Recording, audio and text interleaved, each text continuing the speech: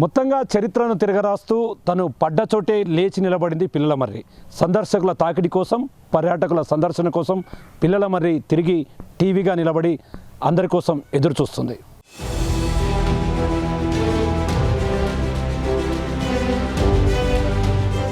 నిర్జీవంగా మారిన పిల్లలమర్రి మరోసారి పునరుజ్జీవనం పోసుకుంది.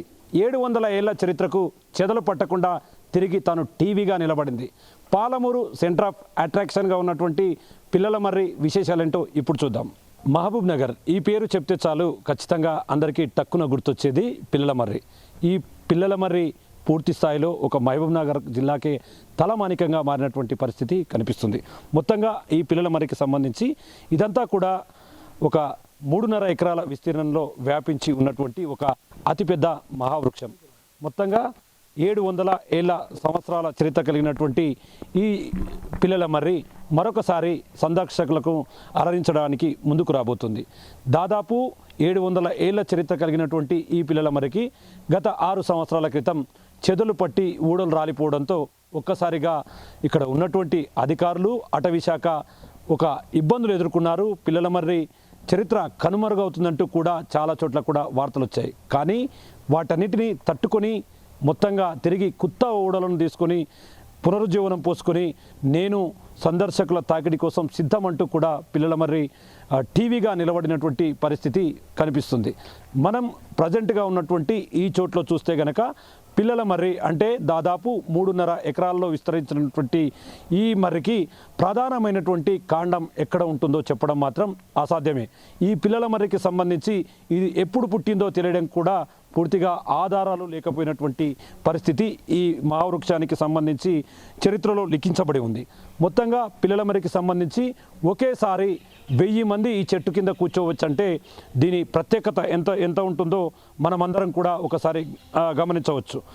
ప్రధానంగా భారతదేశంలోనే అనేక మత సంప్రదాయాలకు కూడా ఇది పెట్టింది పేరు. ఎందుకంటే వృక్షాలను సైతం కూడా పూర్తిగా పూజించే సంస్కృతి సాంప్రదాయాలు భారతదేశ చరిత్రలో లిఖించబడ్డటువంటి పరిస్థితి.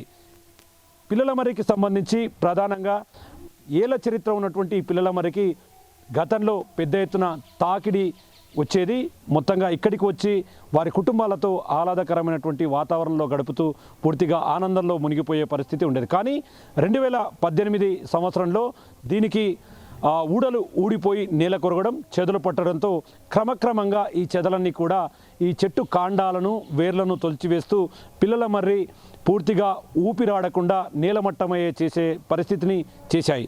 దీన్ని గమనించినటువంటి వృక్ష శాస్త్ర సంబంధించినటువంటి నిపుణులు కావచ్చు, మరోవైపు ఫారెస్ట్ డిపార్ట్మెంట్ కూడా దీని మీద ప్రత్యేకమైనటువంటి దృష్టి సారించి ముందుకు వెళ్ళింది. చనిపోయినటువంటి ప్రధాన కాండం దగ్గర పిల్లర్లను ఏర్పాటు చేస్తూ దానికి సపోర్ట్గా కొన్ని పిల్లర్లను నియమించారు. అక్కడి నుంచి కొత్తగా చిగురిస్తున్నటువంటి ఏదైతే ఊడలు ఉంటాయో వాటికి పీవీసీ పైపుల ద్వారా మొత్తంగా ఆ ఊడలన్నింటినీ కూడా భూమిలోకి పంపే విధంగా కూడా పూర్తిగా వాళ్ళు ఒక ప్రయోగం చేశారు. అది పూర్తి స్థాయిలో సక్సెస్ అయింది. ఇక ముఖ్యంగా చెదలు పట్టినటువంటి ప్రాంతంలోకి నేరుగా ఏదైతే మిశ్రమాలు ఉంటాయో చెదల నివారణ మిశ్రమాలను కూడా లోపలికి పంపించే ప్రయత్నం చేశారు. దీనికి సంబంధించి ఓవరాల్గా సెలైన్ ద్వారా కూడా వైద్యం తీసుకున్నటువంటి ఒకే ఒక చరిత్ర ఈ పిల్లలమర్రికి ఉంది. మొత్తంగా చూసుకుంటే మాత్రం పిల్లలమర్రికి ఒక ప్రధానమైనటువంటి అట్రాక్షన్ ఉంది. ఇక్కడ తిరిగి మళ్ళీ 6 సంవత్సరాల తర్వాత పిల్లలమర్రి పర్యాటకులను తమ దగ్గరికి రమ్మని పిలిచే పరిస్థితి అయితే ఇక్కడ కనిపిస్తుంది. చూస్తే గనక గతంలో పిల్లలమర్రి దగ్గరికి వచ్చినటువంటి పర్యాటకులు మొత్తంగా చెట్టును తాకడం, చెట్టు భాగంలో పేర్లతో రాయడం, ఊడలను పట్టుకొని వేలాడడం ఇలాంటి కార్యక్రమాల ద్వారా చెట్టు పూర్తిగా నిర్జీవంగా మారి తన ఉనికిని కోల్పోయే స్థాయిలోకి పడిపోయింది. కానీ మళ్ళీ దాన్ని తీసుకున్నటువంటి ట్రీట్మెంట్ కావచ్చు, మొత్తంగా అధికారులు చూపించినటువంటి చొరవతో మరో వారం రోజుల్లో కూడా ఈ యొక్క పిల్లలమర్రి పర్యాటకులకు అందుబాటులోకి రాబోతుంది. కానీ గతంలో లాగా కాకుండా ఈసారి పిల్లలమర్రి చుట్టూ కూడా ఫెన్సింగ్ ఏర్పాటు చేశారు. చుట్టూ సీసీటీవీ నిఘా పర్యవేక్షణ, దీనికి సంబంధించి సెక్యూరిటీని కూడా నిరంతరాయం అందుబాటులో ఉంచారు.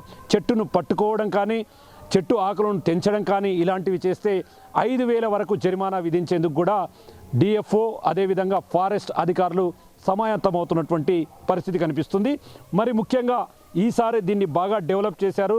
ఇక్కడ పిల్లల మరిలోకి వచ్చే పర్యాటకులకు సంబంధించిన కుటుంబాల పిల్లలు ఆడుకోవడానికి వారికి సంబంధించినటువంటి పార్కులు, ధ్యాన కేంద్రం, అదేవిధంగా చుట్టూ ఒక ఆహ్లాదకరమైనటువంటి వాతావరణంతో చిత్రాలను కూడా గీయడం జరిగింది. ఏది ఏమైనప్పటికీ ఇంత పెద్ద మహావృక్షం పరిధిలో చాలా పక్షులు ఇవన్నీ కూడా సేద తీరుతూ ఇదొక ఆహ్లాదకరమైనటువంటి వాతావరణాన్ని క్రియేట్ చేస్తూ వస్తుంది. తిరిగి పర్యాటకులు లోపలికి వస్తారు. తిరిగి పర్యాటకులు తమ పిల్లల మరిని దగ్గర నుంచి చూడబోతున్నాం అనేది మాత్రం పర్యాటకులలో ఆసక్తిని కనబరుస్తున్నటువంటి పరిస్థితి అయితే ఇక్కడ కనిపిస్తుంది. నా పేరు సత్యనారాయణ, నేను డిఎఫ్ఓ మహబూబ్ నగర్. సో ఈరోజు మనకు మహబూబ్ నగర్లో మహబూబ్ నగర్ అనగానే గుర్తొచ్చేది మర్రి చెట్టు, పిల్లల మర్రి చెట్టు. సో పిల్లల మర్రి చెట్టు గత కొంతకాలంగా సుమారు 7-8 సంవత్సరాల నుంచి విజిటర్స్కి ఎవరికి కూడా దానిలో అలో చేయట్లేము. ముఖ్యంగా కారణం ఏమిటంటే 2016-17 ఆ టైంలో మర్రి చెట్టుకు తెగులు సోకింది. అదేవిధంగా మర్రి చెట్టు ఎప్పుడైనా కూడా ఎక్స్పాన్షన్ కావాలంటే వాటి ఊడలన్నీ కూడా భూమిలోకి చొచ్చుకొని పోయినట్టయితే అది ఎక్స్పాండ్ అవుతూ ఉంటుంది. సో రకరకాల కారణాల చేత తెగులు సోకడము, మరి ఆ ఊడలు మర్రి చెట్టు ఊడలు భూమిలోకి దిగకుండా ఉండడం జరిగింది. ముఖ్యంగా ఏమిటంటే పిల్లలు కానీ పెద్దలు కానీ మర్రి చెట్టు పైకి ఎక్కడము, ఆ ఊడలు పట్టుకొని ఊగడం వల్ల ఇలాంటి ప్రాబ్లం జరిగింది. కాబట్టి దాన్ని కొంత అప్పుడు తెగులు సోకడం వల్ల మర్రి చెట్టు అంతా కూడా క్షీణించే దశకు చేరుకుంది. ఆ సందర్భంలో ఈ మర్రి చెట్టును అంతటి కూడా ఫారెస్ట్ డిపార్ట్మెంట్కి హ్యాండ్ ఓవర్ చేయడం వల్ల ఇది ఈ 6-7 సంవత్సరాల నుంచి దీన్ని మనము ట్రీట్మెంట్ చేయడం జరిగింది. ఈ ట్రీట్మెంట్ అనేది వివిధ దశల్లో చేపట్టడం జరిగింది. ముఖ్యంగా మర్రి చెట్టు కొమ్మలన్నీ కూడా కింద పడిపోకుండా ఉండడానికి సిమెంట్ స్ట్రక్చర్స్ కట్టడం జరిగింది. అదేవిధంగా ఊడలను అన్నిటిని కూడా భూమిలోకి చొచ్చుకొని పోయేటట్టుగా చేయడానికి పీవీసీ పైప్స్ వేసి దానిలో మట్టి నింపి పైనుంచి కిందికి ఆ ఊడలన్నీ కూడా భూమిలోకి చొచ్చుకొని పోయేటట్టుగా చేయడం జరిగింది. అట్లనే పెస్టిసైడ్ కొమ్మలకు సెలైన్ల ద్వారా కూడా ఎక్కించి ట్రీట్మెంట్ చేయడం జరిగింది. సెలైన్ బాటిల్స్తోని పెస్టిసైడ్ ఎక్కించి అక్కడ ట్రీట్మెంట్ చేయడం జరిగింది.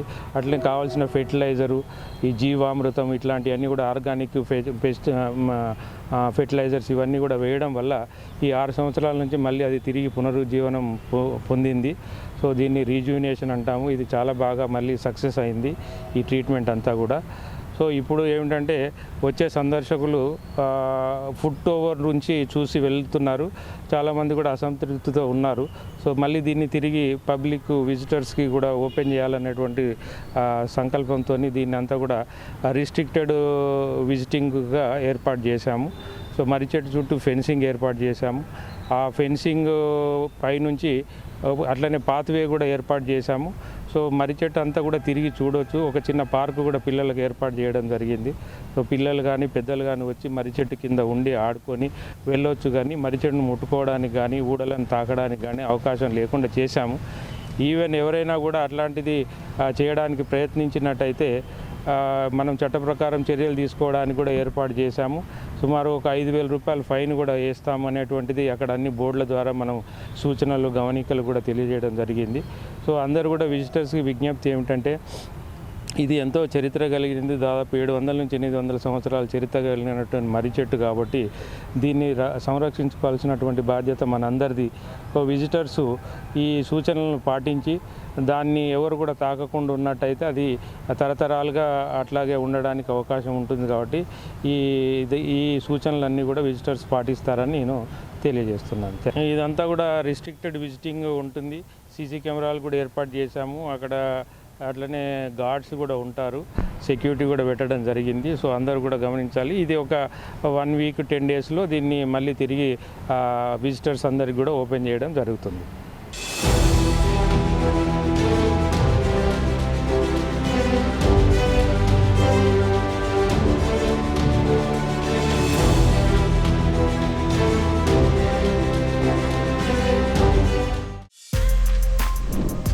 For more videos like this, subscribe Big TV channel.